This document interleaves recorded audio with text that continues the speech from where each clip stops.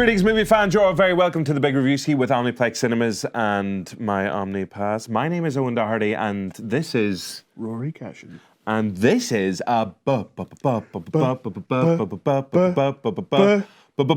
feature. Bonus. Oh, if that really didn't annoy you and you're still watching this video, happy Thank days. you. And you're still listening, thank you for staying. We are about to take a look at our top 10 movies from 2019. Unbelievably difficult choice. I saw 12 movies this year. 2 of them have not made the cut. But straight in at number 10, it's Knives Out. Brand new film from Rian Johnson. A brilliant kind of modern take on the whodunit genre. Unbelievably smart, unbelievably witty, and edge of your seat kind of stuff as well. Super cast. Jamie Lee Curtis is in there. Michael Shannon, Daniel Craig with one of the greatest accents in movie history. It's an accent. Chris Evans, one of the greatest jumpers in movie history. Well, this is the thing, because I know come award season that this probably won't really get a look in because it's more down the comedic route and they don't always kind of land. Sure. But were you going to say something? No, yeah, well, I think like there could be stuff for like production. It's very interestingly looking made film. That's not a great sentence. Listen, you know what I meant. We all know what you meant, but one of the reasons I was thinking it could get nominated is in Best Supporting Cardigan this year, because Best Leading Cardigan. Best Leading Cardigan, because Chris Evans' performance and just his knitwear is just, it's off the scale here. It's going to bring back the Aaron industry, not since Aaron Carter from the Backstreet Boys. Okay, I'm going to go on to film number 9 now, if that's all right with you. Boys, it was Nick. No, this is terrible. So Knives Out, phenomenal movie. Rory, take it away. Number 9. I wish I could take it away. Number 9, horror. Your fave. Do you know what? I always get a bad rap for this. Like, I do Deserved. really, thank you.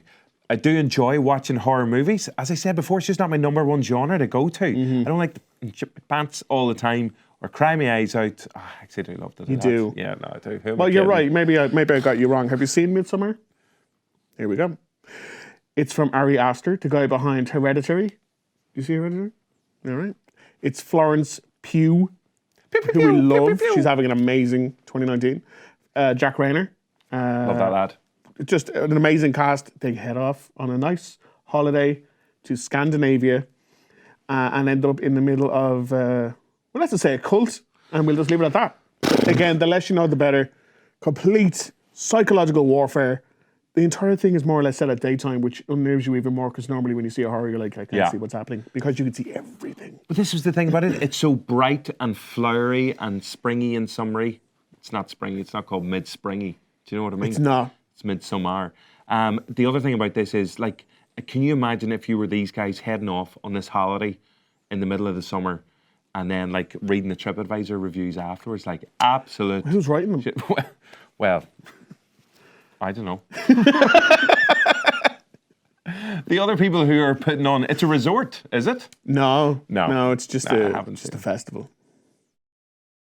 Are you ready to get sexy? Are you?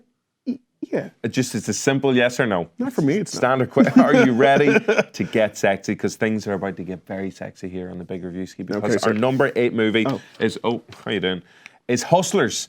I'm very upset it's this low, but all right. No, listen, it's a phenomenal movie. It snuck in under the radar initially, and people were like, what's going on here? And then word of mouth really, really, I think, helped this movie, because as soon as people saw it, universally, they were just blown away with how good it was, with the performances, especially in the lead role. Jennifer Lopez is just phenomenal in like a number of ways, from the dramatic point of view, comedic, the sexy, but just everything about her performance is just incredible.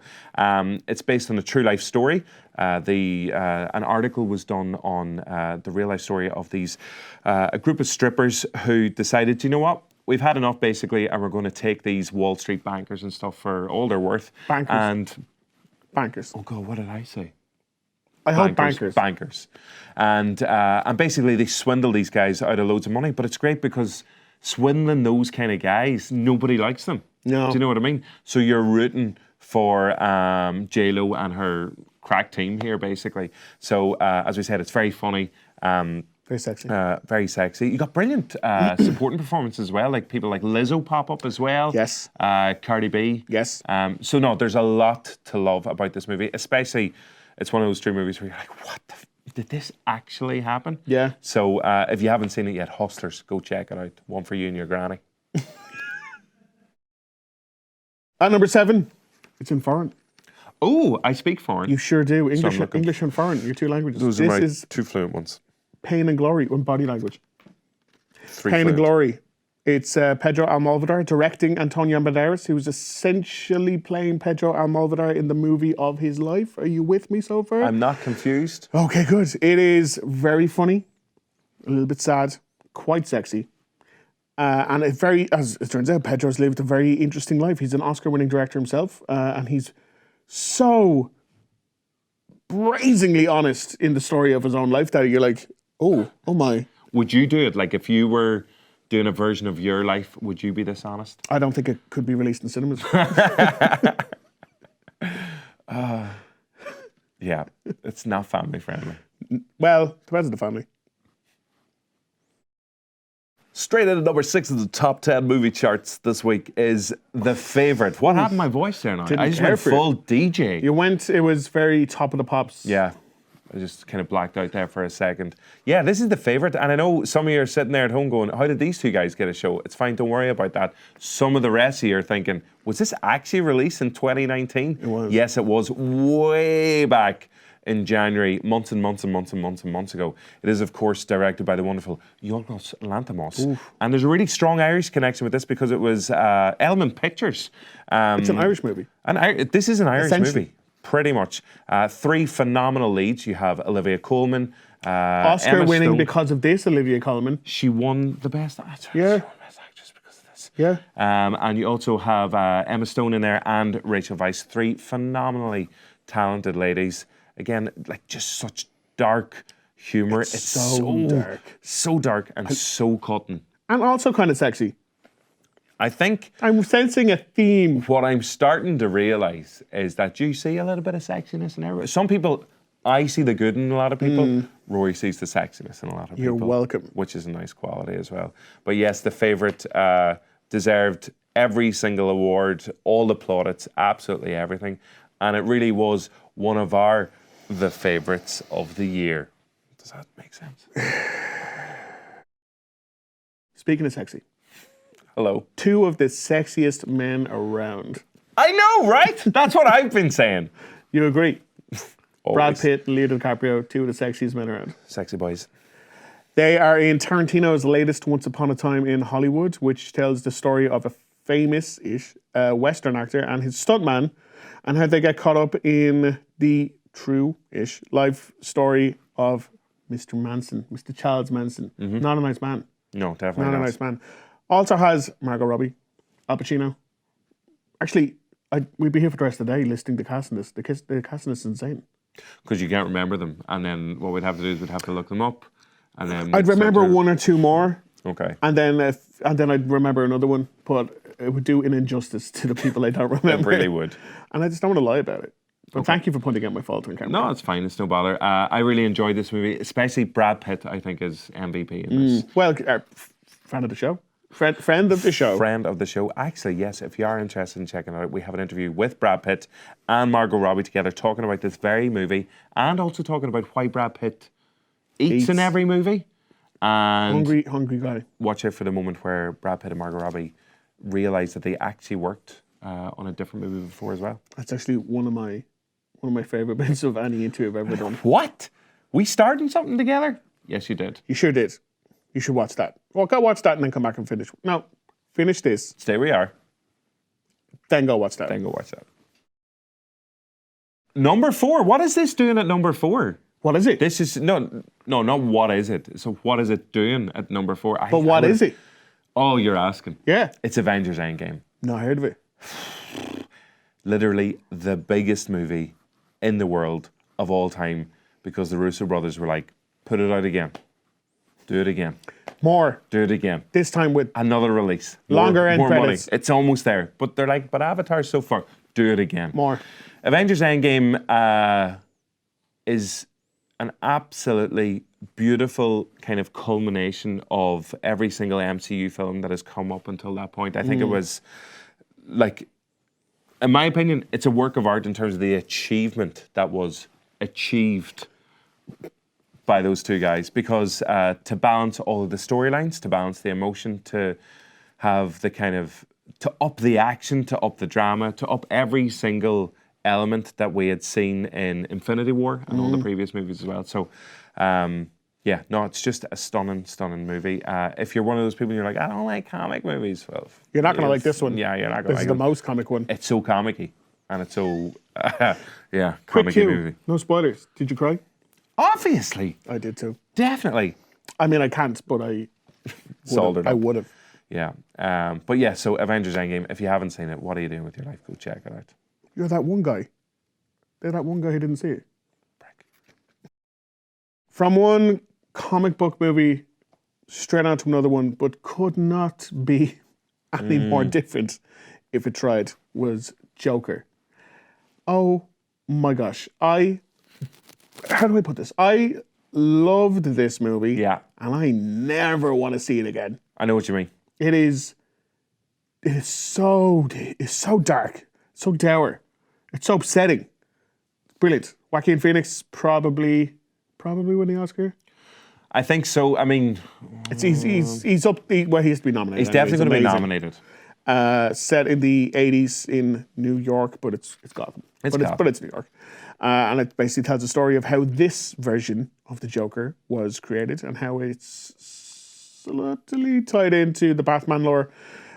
Supporting cast, direction, cinematography, score, everything about it was incredible. But it is all pinned to Phoenix's performance, and it's just one of those things that will just go down in history. Is just that's acting. That's what acting is. It's had an incredible reaction as well because regardless of whether people loved it or hated it, I think everybody made a point of like, or so many people made a point who wouldn't maybe normally go to the cinema. They were like, I'm going to go see Joker, see what all the fuss is about as well. So it's done phenomenally well just in terms of the box office.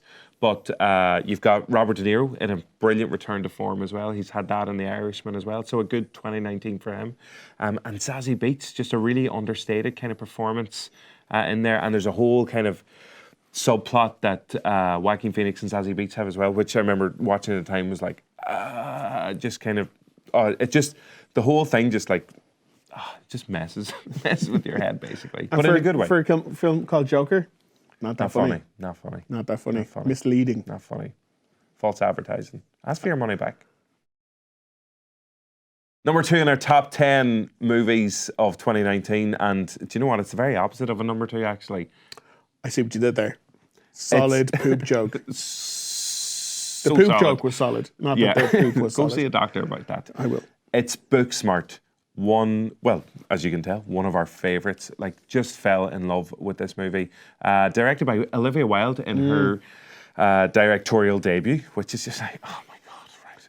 Are you not good at enough? Show off. Is this not enough for you? Telling the tale of two young girls, best friends in an American high school, which, as we said before, the pair of us can it just felt like it was speaking to us directly. From the moment the trailer was initially released, you're like, wait a second, this is very, very funny. Because the plot is basically, we've been goody two-shoes all through school, and it's our last time to have a proper blowout. Let's get fucked up. And you're like, we've seen this. Yeah. From the plot, you're like, I've seen this. This is Superbad. This is Good Boys. This is so many teen comedies that we've seen. And then you sit there and you're watching, and you're like, I haven't seen this. It's so much more original. The two girls are just brilliantly funny actors. And again, like the previous ones, you know, you have that mixture of, it's a coming of age story, and you have that mixture of like the laughing and the crying, but it's perfectly balanced as well. And the adventure of the whole night, it has weird animation in there. It has really strange kind of characters that just pop up for no reason in different places. One of the supporting characters, and this is one of my favourite characters I've seen. Yeah, so it's like one of those things, like if it's the high school element that speaks to you, you're sorted. If it's the weird comedy element, you know, there's something for everybody in there. But Booksmart, it is a phenomenally smart film, and you should go check it out before it leaves cinemas. Months ago. 6 or 7 months ago, yeah. Pretty much, you've missed it. Sorry. Number 1. This is it. This is it. The big moment. Do you think you know what it is? It's written well, it's down. you've got it written down, but like, do you think you know what it is? Who are you talking to me again? Listeners and our viewers. Do you know what it is? Speaking to the speaker, camera. So it's our topic film of the year. Our favourite. Came from Netflix. A lot of people talking about it. Mm-hmm. Great cast. Mm-hmm. It's not The Irishman. I loved teasing that one up. It's Marriage Story. I'm only getting that you were teasing it now. Yeah, sorry. Well, It was good. thank you. It's ScarJo. It's Adam Driver. It's Laura Dern. It's Ray Liotta. Remember him? He's been missing. He's in this. It's the story of ScarJo and Adam Driver. Call off the search, everybody. Ray Liotta has been found. He's starring in Marriage Story. This it's okay. is where he's been since Goodfellas. He had his brain eaten. Oh, yeah. Yeah, by Anthony Hopkins. That's marriage for you. Tell him about the movie. I'm trying. It's to do with ScarJo and Adam Driver. They were such a loving couple. They've got a young son. And they have to get a divorce because they don't hate each other. They don't hate each other. Oh, they love it's just each not other. working out anymore. So they try to get a divorce in an amicable way. But the divorce turns them both into absolute monsters. And the film is equal parts hilarious, properly laugh out loud, like bent over double, hurting yourself, laughing funny. And the single saddest thing I've seen in the cinema all year. I know I joke that like I can't cry. I was It's a good joke. bawling, absolutely bawling when I'd seen this. This movie broke you. I remember seeing you Cracked after me, this. absolutely. Ugh. You were a mess of a human being. I don't Mascara. think you've recovered. You really haven't. Yeah, but I'm all right. Can't recommend this enough. One of the best films I've seen, not just of this year, of the decade. What a great way to end 2019 100%. with a lovely love story about divorce. You're welcome, everybody. So listen, that wraps up our top 10 movies of 2019. If you'd like to let us know what your favourites were, please do write in the comments below or get in touch as well. That'll be excellent. Oh, disclaimer. Go on. We recorded this before Oh, Cats is out. So, and Skywalker. Wow. Skywalker, yeah, of course. So- Those final releases in the last Yeah, week the of little December. biddly ones that come out towards the end. So there's only so much we can do. Yeah. So don't be like, where's Skywalker? Like We deserve a bit of time off as well, okay? we're not getting any, but we deserve it.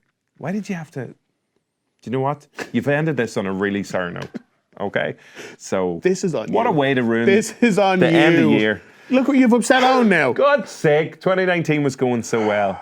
Well, Anyway. we've got 20 years next year to start all over again, so we should be fine. We'll see you then. Thanks for tuning in, and thanks for all the listens and the views and all the messages and the hate mail and everything this year as well. We love you too. Okay. See you later. Bye.